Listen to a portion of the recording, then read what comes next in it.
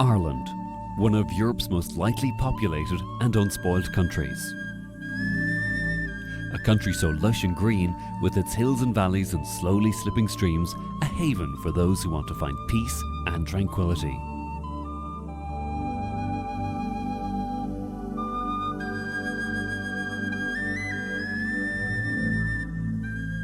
Ireland's great beauty belies a very turbulent and tragic history, with its many uprisings and insurrections which have shaped the modern Ireland.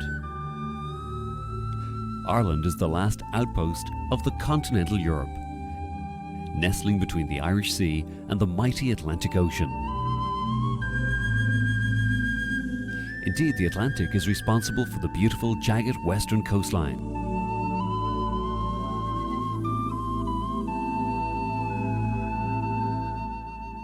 Among Ireland's natural advantages are 5,600 kilometres of magnificent coastline, and amazingly, no matter where you are in Ireland, you are never more than 110 kilometres from the coast. Although the beautiful mountains and valleys of Ireland are world-renowned, Ireland has more than 800 lakes and countless more rivers and streams.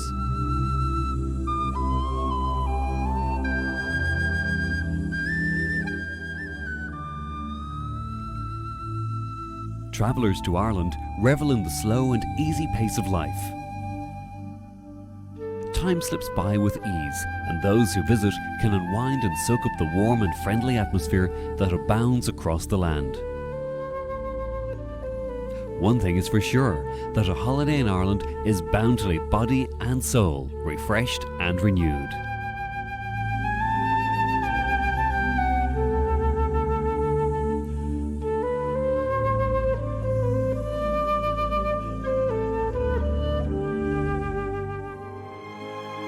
Dublin Bay, with its great sweep of coast from the rocky brow of Howth in the north to the headlands of Dalkey in the south, is a fitting introduction to one of Europe's finest capitals. The city is spread over the broad valley of the River Liffey, with the Wicklow Mountains sheltering it on the south. Dublin is particularly rich in domestic architecture of the 18th century. Fine Georgian mansions, many of them with historical associations, lend sober beauty to the city's wide streets and spacious squares. The beautiful surroundings of the city are very easy to access. A short journey brings one to a pleasant beach or to the Dublin mountains. The Custom House, one of Dublin's finest buildings, was designed by James Gandon and completed in 1791. It was burned to a shell during the Troubles in 1921, but it was restored, and the present building retains all the beauty of the original. Another magnificent building is the Four Courts. It too was almost completely destroyed in the Civil War of the early 20s, but was later restored to its former glory. During the 1916 Rising, the GPO was the headquarters of the Irish Volunteers, and here the Republic was proclaimed. O'Connell Street, where the GPO stands, is Dublin's principal thoroughfare, a special attraction for all visitors. As is Grafton Street and Henry Street, a must for all shoppers.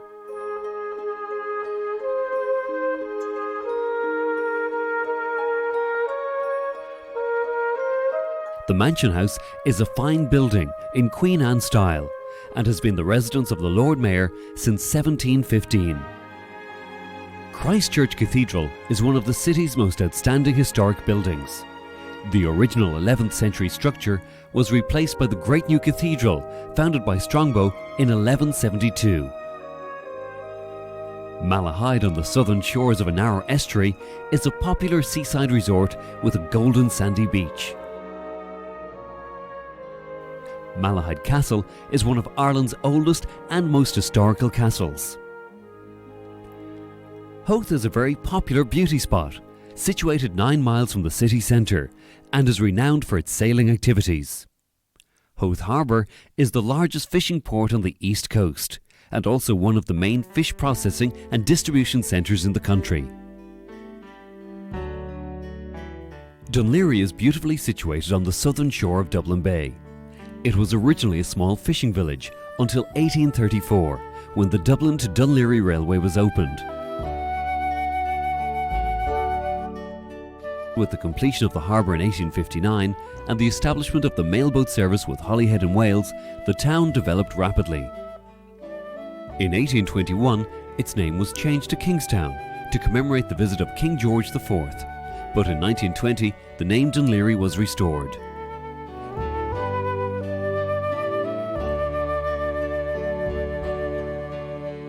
Dalkey, a charming and pleasant town with its beautiful views of Dublin Bay, is the upmarket residential location in Dublin. Dalkey Island, the largest of a group of rocky islands offshore, is crowned by a Martello Tower and fragments of St. Begnet's Oratory. A short drive takes you to Killiney Bay, one of Ireland's most beautiful panoramas. Its big sandy beach is a popular retreat, and safe bathing facilities makes it an ideal destination for families during the summer months.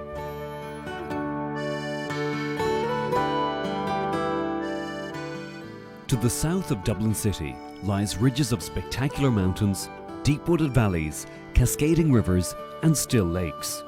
All of these are the very essence of County Wicklow, better known as the Garden of Ireland. Bray is one of Ireland's longest established seaside resorts. Its beautiful, safe beach is over a mile long and is much favoured by family day trippers. Dublin City lies only 40 minutes away by Dart, the local train service. Fronting the length of the beach is a spacious esplanade where you can enjoy the refreshing sea air or perhaps a nice leisurely stroll. Dominating the landscape is Bray Head, which rises steeply from the sea to a height of 791 feet. Enniskerry, one of Ireland's prettiest villages, lies in a wooded hollow among the hills west of Bray. Nearby is Powerscourt House, which attracts many thousands of visitors every year. Greystones is a popular seaside resort 5 miles south of Bray. Its picturesque little harbour is very popular with sailing enthusiasts. Greystones also boasts a beautiful sandy beach on the south side of the town. Lara, where several glens converge, bringing roads from north, south, east and west together in this delightful little village. Lying westward is Glendalough, while to the south the military road meanders its way steeply into the hills and drops down into the wild and lush valley of Glenmalure. The wild beauty of Glenmalure is flanked by majestic mountains, which are dominated on the western side by the great mass of Lugnaquilla, standing at 3,039 feet.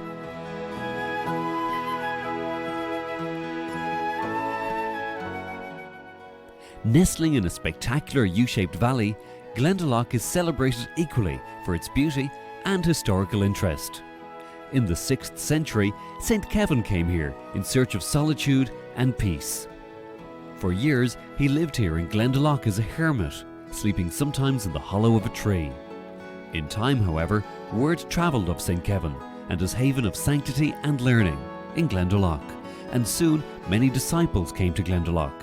It soon became a famous school of learning, inhabited by thousands of students from Ireland and Europe.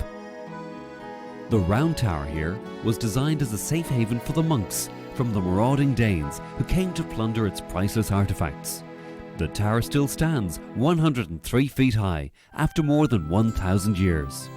Here we have the Priest House, so named because it was used during the penal times as a burial place for local clergy. The largest of the rooms is the cathedral, which has many noteworthy architectural features. The Wicklow Mountains has two great lakes, Lough Dan and Lough Tay or Lugalaw, with its wooded shores and precipitous mountain walls, has the air of a romantic treat. Lough Dan was formed during the Great Ice Age, which began almost 2 million years ago. The Avonbeg River rises on Table Mountain and flows slowly through Glenmalure to join the Avonmore River at the meetings of the waters near Avoca, a place immortalised by the great Irish poet Thomas Moore. Avoca Village, better known to television viewers as Ballykissangel, is a great tourist attraction, with its centrepiece Fitzgerald's Pub. Blessington is a pleasant village built in the second half of the 7th century. it was granted a charter by Charles II and was once a place of importance on the mail coach route from Dublin to Waterford. Poulaphouca Lake supplies Dublin City with its crystal clear tap water and covers a massive 5,320 acres at high water. Bordered by wooded promontories and a background of rugged mountains, it presents a beautiful and peaceful backdrop.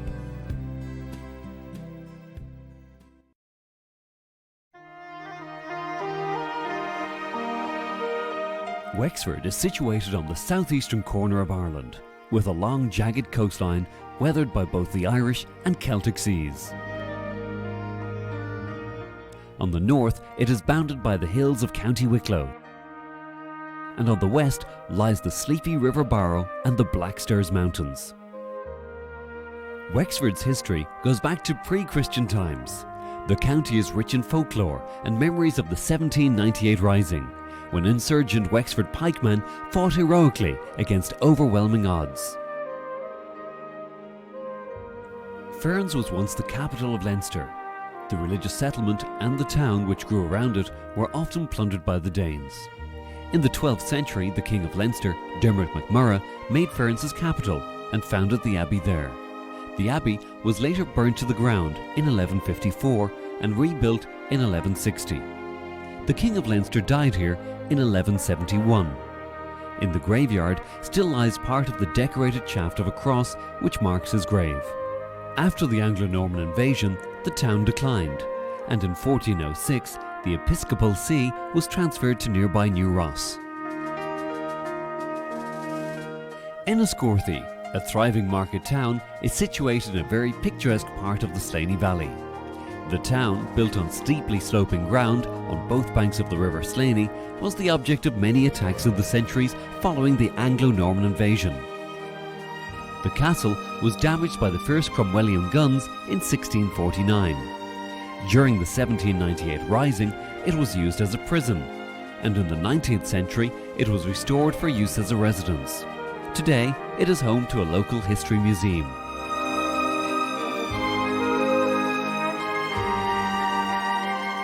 Here on Vinegar Hill, overlooking Enniscorthy, the last great battle of the 1798 Rising took place. On the 9th of June, a force of 20,000 troops led by Generals Lakes and Johnson surrounded the rebels. For 30 days, against great odds, the rebels fought bravely against the might of the English army.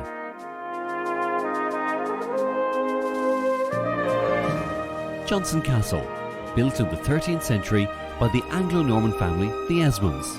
It was dismantled by Cromwell and sold by one of his soldiers to John Grogan from Yorkshire in 1683. In 1944, it was presented to the nation for use as an agricultural college. Kilmore Quay, a picturesque seaside village, is noted for its fishing industry and is very popular with sea anglers from all over Europe.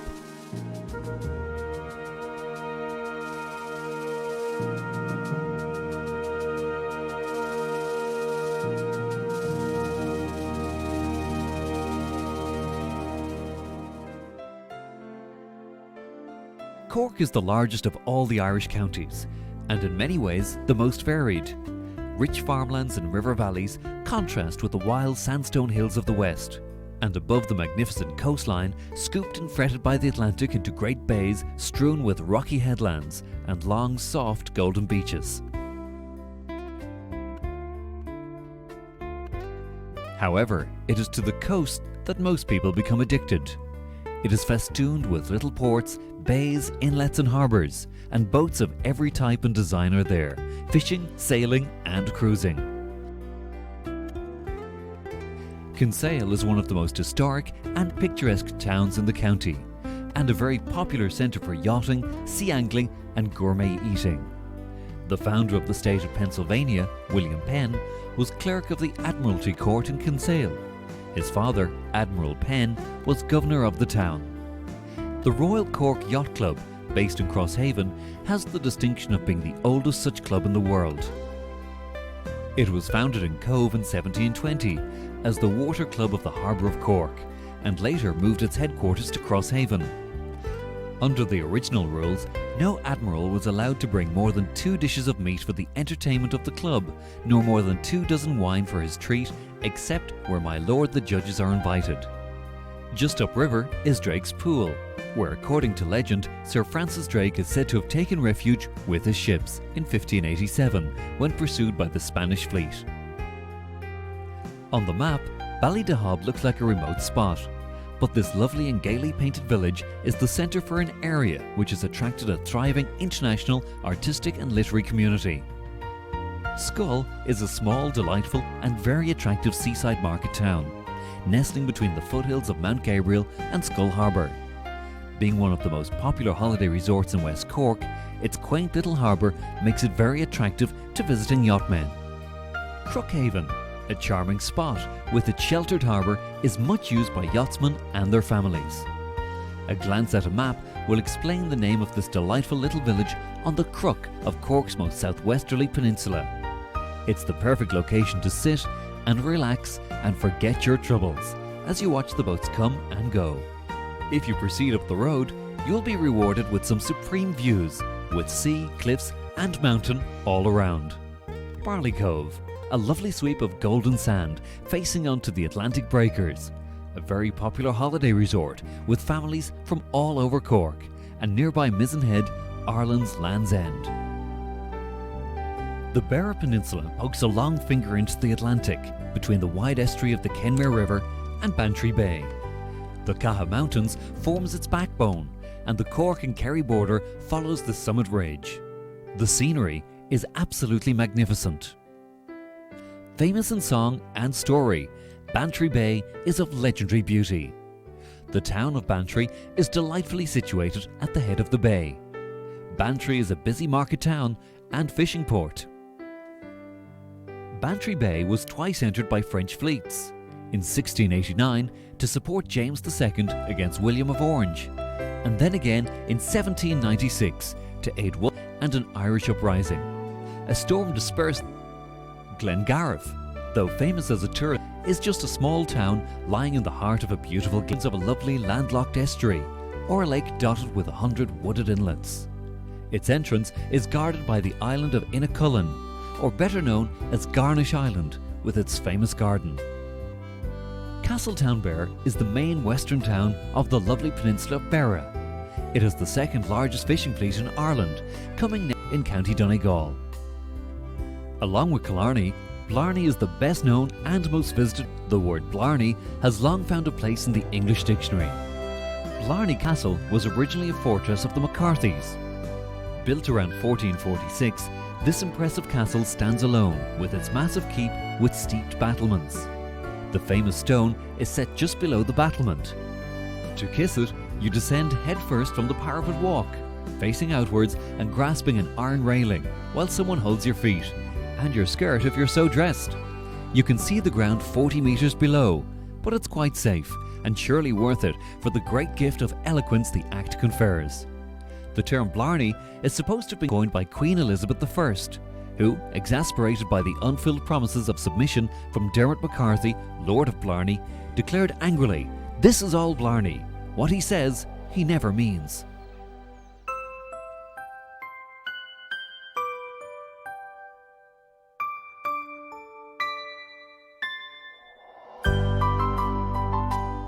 The shifting balance of light, water, mountain and bog make up the varied and varying personality of Kerry, and this in turn influences the personalities of its people. The main element in the beauty of Kerry is water. The sea that largely surrounds the county, the lakes, the intermittent rain, the streams bursting down the mountainside. The Ring of Kerry is a breathtaking journey through majestic mountains and cliff-top roadways. Around every turning, a new vista opens before you. Miles of sandy beaches, towering cliffs, patchwork fields and scattered farm dwellings, and everywhere the great Atlantic Ocean with its mighty waves sculpting its magnificent coastline. All in all, a marvel for the traveller to behold. Cahersiveen grew up at the beginning of the 19th century. Its notable building is the O'Connell Memorial Church, erected in 1875 to honour the centenary of the great Daniel O'Connell's birth. At Portmagee, a small fishing village named after a famous 18th century smuggler, you cross the bridge to Valentia Island, which is one of the most westerly points in Europe. There are exceptionally beautiful views from the island, across Dingle Bay, over to the Blasket Islands. In the 18th century, the harbour was famous both for smuggling and as a refuge for privateers. Paul Jones, the famous privateer of the American War of Independence, often anchored here. The first telegraph cable across the Atlantic from the United States came to Valentia in 1858. The Skellig Rocks are situated about 14 kilometres off the island. The Great Skellig, the largest of the three, is an enormous mass of rock rising sharply out of the sea to more than 700 feet. Ballinskelligs, an Irish-speaking village, is charmingly situated on Ballinskelligs Bay, with splendid views across to Waterville on the far side of the bay. The beach, which stretches for 6 kilometres, is very popular for bathing and water sports.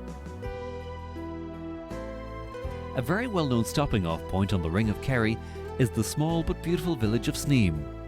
The village derives its importance from the proximity to some very fine mountain and river scenery, and Sneem is also renowned worldwide for its salmon fishing.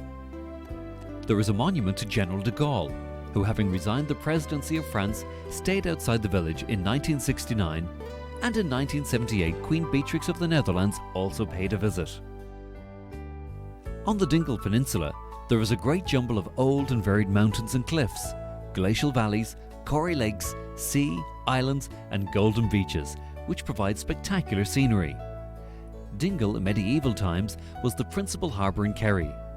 After the crushing of the power of the Earl of Desmond at the end of the 16th century, it became a borough and returned 2 members to Parliament until 1800.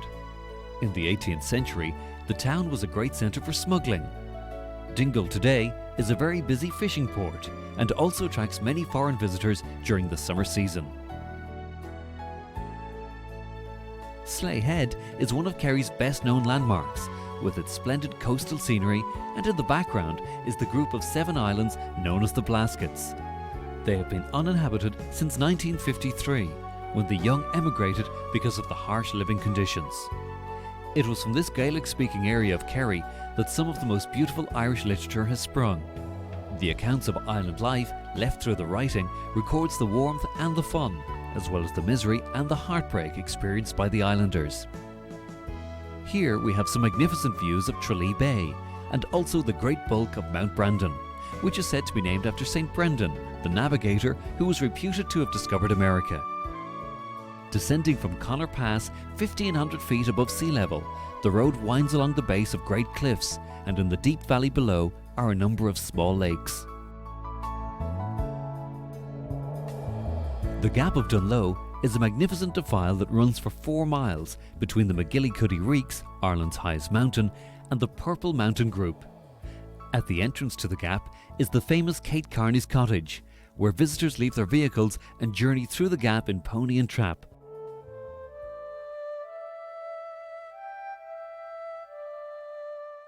The River Shannon and Lough Derg form the eastern boundary of County Clare. On the west is the wonderfully invigorating Atlantic coast, with mighty cliffs, caverns and sandy bays.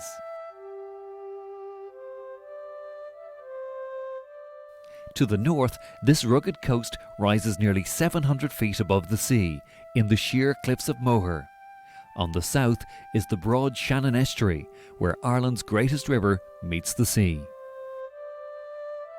Kilkee, a very popular family holiday resort on the west coast, guarded on either side by the low cliffs and protected from the Atlantic by a reef called Dungarna Rocks. This long sandy beach is very popular and safe for bathing, as are several coves and rock pools. Take a short drive outside the town. You'll be rewarded with some magnificent cliff scenery. If you proceed to the cliff edge, the view is even more dramatic.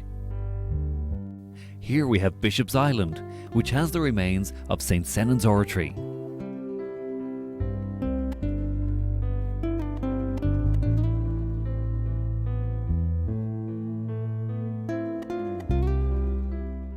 Lisdoonvarna, which lies in the hilly Burren country, is famous for its spa waters and also its festival held in September, which draws massive crowds to the town. The Burren is situated on the west coast of Clare. The word Burren means Great Rock.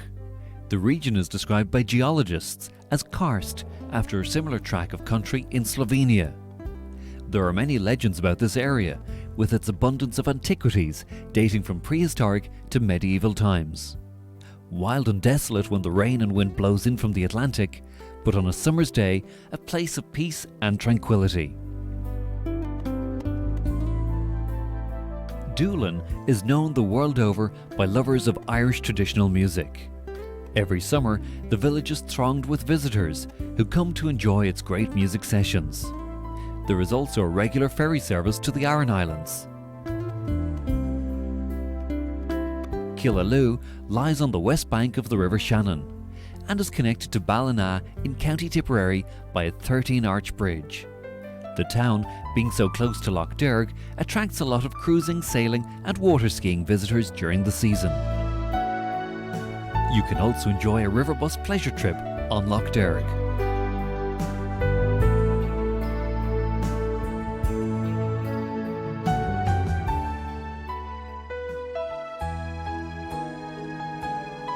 County Galway is the second largest county in Ireland. It stretches from the wilds of Connemara in the west to the banks of the River Shannon in the east.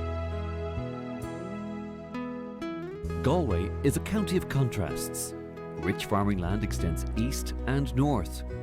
East of Galway city, towards the west along the windswept Atlantic coast, and amongst the mountains of Connemara, whitewashed cottages tell of a different way of life.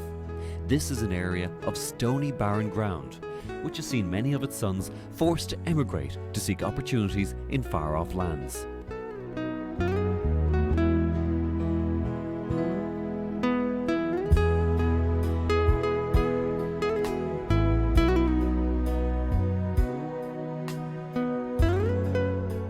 Galway City, situated at the mouth of the River Corb, is the fourth largest city in the country.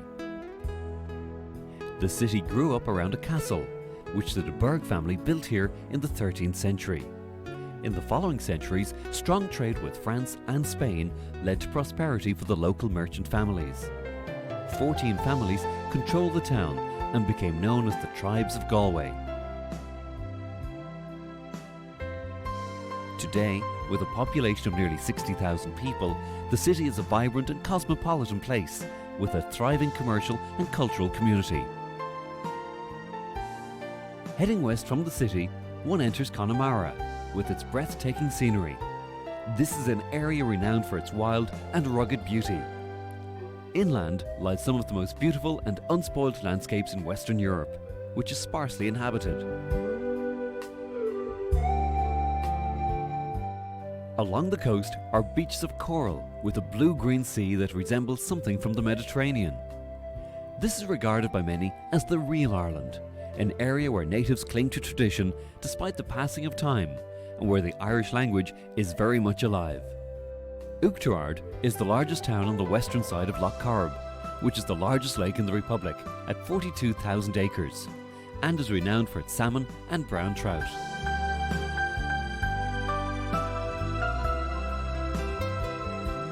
Clifton is the largest town in Connemara and viewed as the region's capital.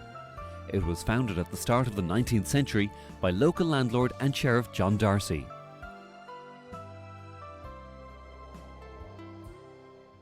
The town nestles on the edge of the Atlantic with a superb background of mountains and is an ideal centre for exploring the glorious scenery of the region. Spiddle, located in the heart of the Connemara Gaeltacht, has some beautiful beaches and scenery. It was once an exclusive bathing spot for the gentry and their ladies, who came from the Connemara estates during the summer. Despite its close proximity to the city, it still retains some elements of the traditional life. Padraig Pearse, the executed leader of the 1916 uprising, spent some of his leisure time in this modest thatched cottage situated near Rossmuck in the wilds of Connemara, where he took the opportunity to improve his knowledge of the Irish language among the local speakers.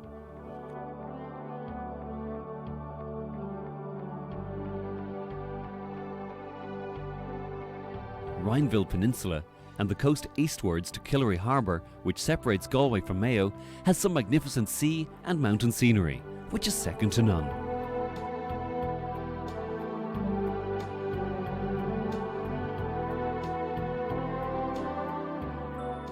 Mayo is located on the spectacular Atlantic west coast of Ireland and has a wonderfully varied landscape. Its long coastline features superb safe beaches and all the drama of some of the highest sea cliffs in Europe. Inland, a more serene beauty reigns, with lakeland scenery and rolling mountains. Ireland's third largest county has a long tradition of forced emigration and consequently has developed links with countries around the world, the USA in particular. Thousands emigrated during the 40s, leaving behind one of the most depopulated parts of the country. Mayo's population had already suffered during the Great Famine years, when its population was decimated by starvation and by forced emigration on the coffin ships for places like Boston and New York. Nowadays, tourism plays a vital and important role in improving and rekindling the county's economy. It was here, in Knock, in 1879 that the Virgin Mary, St. Joseph and St. John appeared to 15 people of varying ages. Although it rained heavily on the witnesses, the area around the apparition remained completely dry. It was to celebrate the Shine Centenary that the Pope visited Knock in 1979, at the request of the then parish priest, the late Monsignor James Horan. More than 1.5 million pilgrims come to Knock every year, and the number has been increasing each year. To the southwest of Knock, one finds Ireland's sacred mountain Croagh-Patrick, one of Mayo's most famous landmarks, soaring to a height of 2,510 feet. In 441 AD, St. Patrick is reputed to have spent the 40 days of Lent praying and fasting on the mountaintop as part of his efforts to convert Ireland to Christianity. Westport is situated beside Clew Bay, which is steeped in history and legend.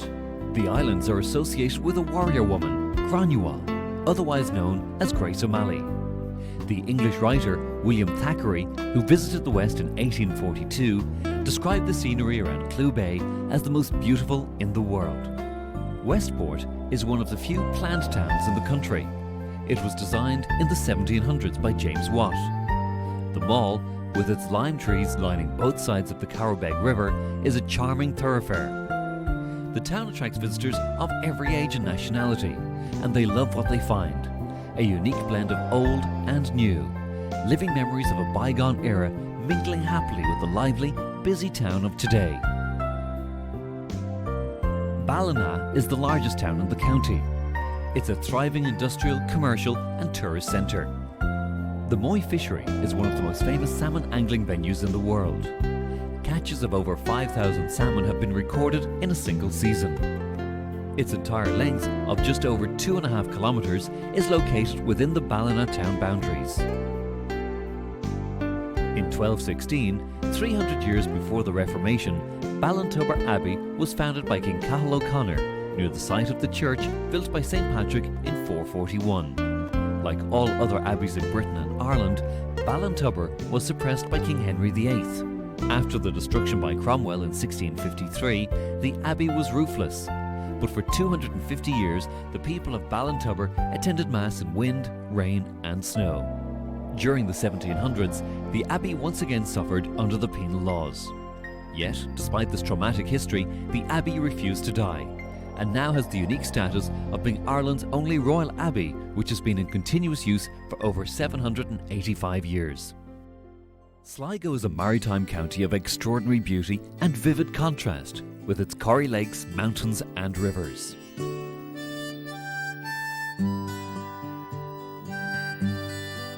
The Earl of Kildare, Maurice Fitzgerald, founded Sligo town and also founded the abbey here in 1252.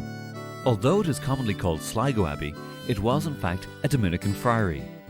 Part of the monument dates from the 13th century, but much of what can be seen today dates from the 15th century. The stone high altar is the only sculptured example to survive in any monastic church. The friary has suffered much damage over the centuries, such as in 1414, when it was badly damaged by fire. It was damaged again during the parliamentary wars of the 1640s. but the Friars continued to use parts of the building up until 1760, when they moved elsewhere in the town.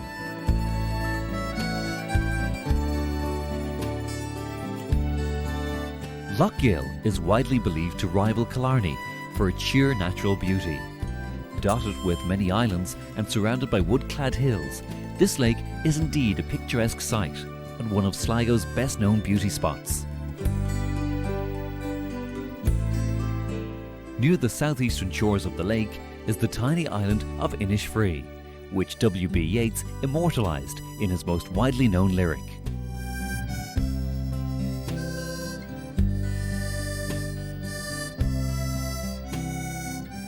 Drumcliff, an important early Christian monastic site founded by St. Columcille in 575. The main road today runs through the old monastic site, leaving a round tower on the left and a figured sculptured high cross on the right, together with the greater part of the old monastic enclosure. Drumcliff is better known in recent times as the burial place of W.B. Yeats, interred here at his own request, with a simple limestone memorial slab bearing an epitaph of his own composition. Cast a cold eye on life, on death, horsemen pass by. Standing guard close by is the magnificent Ben Bulben. Ben Bulben is an artist's delight, as it is said that you will never see it twice in exactly the same light and colouring. Mullaghmore, with its superb sandy beach, is a safe haven for bathers. Mullaghmore is a popular holiday resort for families and day trippers, and is also much favoured for windsurfing and water sports. The harbour, built by Lord Palmerston, offers sheltered anchorage for small or medium craft. The sense of timelessness is the pervading feeling as you travel through the valleys and over the hills of this wild coastal county of Donegal. Situated on the northwest Atlantic seaboard of Ireland, its rugged coastline struggles constantly against the onslaught of the North Atlantic Ocean. Donegal is beautiful visually, and it's rich in culture. Civilization is moulded into the landscape and takes its pulse from the beat and rhythm of the seasons and the temper of the elements.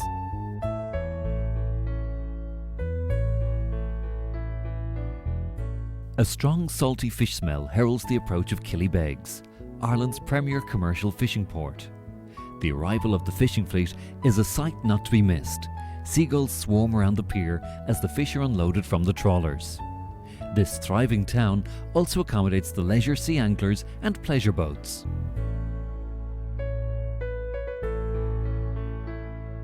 Here we have the majestic marine cliffs of Slieve League, reputedly the highest marine cliffs in Europe, rising over 606 metres above the effervescent Atlantic Ocean.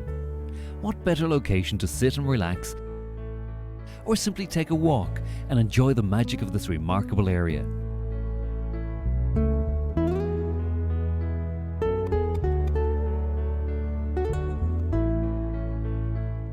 Mallinmore offers the visitor picturesque landscapes and unforgettable coastal scenery, which includes the imposing Glen Head. Glen Columcille lies in the heart of the Gaeltacht, an Irish-speaking area of South Donegal. Glen Columcille is named after its founder, St. Columcille. This famous missionary was born in 521 AD in nearby Gartan. St. Columcille established his order in the 6th century. The area is rich in archaeological remains and its lush valley steeped in natural beauty.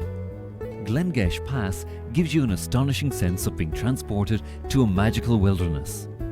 This valley has remained unchanged for thousands of years. This vibrant landscape has to be seen to be believed.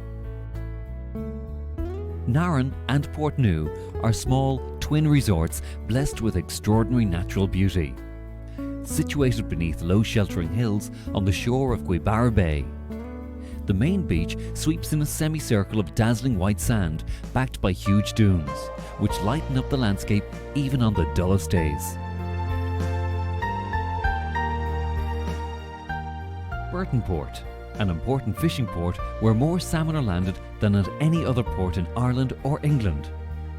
Burtonport is also a major sea angling centre. You can also get the ferry for the Arranmore Island, which lies 3 miles offshore.